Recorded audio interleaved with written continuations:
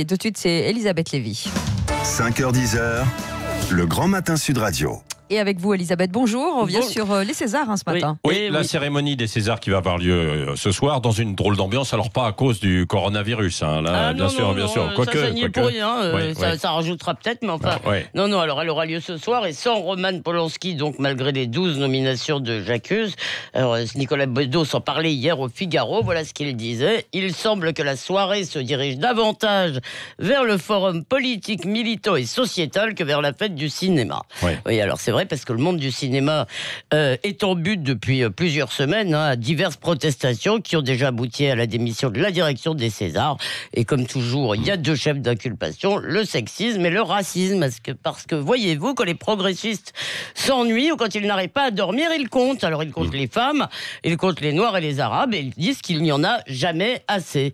Alors ce que Corinne Mazière a résumé, l'interprète de Capitaine Marlowe, a résumé il n'y a pas longtemps en disant ce n'est pas des bourgeois hétéro-catholiques blancs de droite qui ont seuls le droit de dire en France qu'il faut récompenser.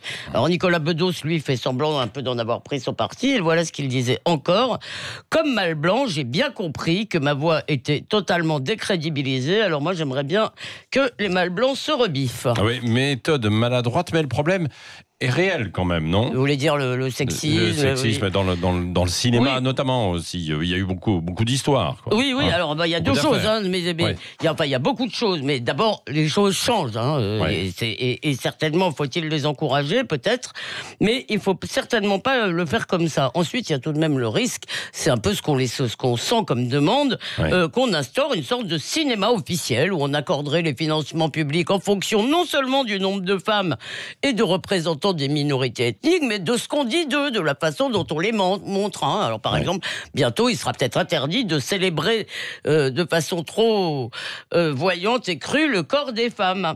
Voilà. Et enfin, pour finir, est-ce que les injustices commises sous l'Ancien Régime justifient la terreur ? La terreur, là, vous allez quand même un peu fort. Vous charriez un peu, non, Elisabeth Lévy ?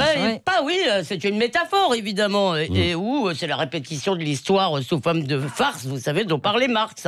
Alors bien sûr, il n'y a pas de guillotine, il n'y a pas de goulag, mais je suis désolé, dès que les gens, des adultes, ont peur de donner leurs pensées publiquement, dès qu'ils ont peur de déroger, si vous voulez, au dogme, dès qu'on veut soumettre l'art à des critères idéologiques, eh bien oui, on peut parler de terreur, et en prime d'ailleurs, puisque je parle de terreur, il y a un tribunal révolutionnaire qui était réuni hier soir, composé de femmes bien sûr, pour décerner les Tocards 2020. Le cinéma, cet art si singulier qui permet à la France de rayonner dans le monde entier, met à l'honneur ce que nous avons de meilleur. Viol, violence conjugale, sexisme salarial, valorisation des patriarches. La grande contre-cérémonie des Césars est heureuse de vous accueillir pour célébrer ces injustices. En plus de pratiquer un humour tout de même assez lourdingue, elles ne connaissent bien sûr rien au dossier Polanski sur ses relations illégales avec une mineure. J'en ai déjà parlé, je n'y reviens pas, sauf pour rappeler que la victime a pardonné. Tout de même, Ladjli, lui qui a aussi eu 11 nominations pour Les Misérables, très mérité d'ailleurs, lui a été condamné en 2012 à 2 ans de prison, dont 1 avec sursis, pour participation à une vendetta familiale. Alors c'était il n'y a pas si longtemps, et c'est aussi quelque chose à voir avec l'honneur des femmes et ce genre de choses. Mais rappelez cela, ce qui ne dit rien évidemment de son film et de son œuvre, j'appelle pas du tout, certainement pas à quelconque boycott.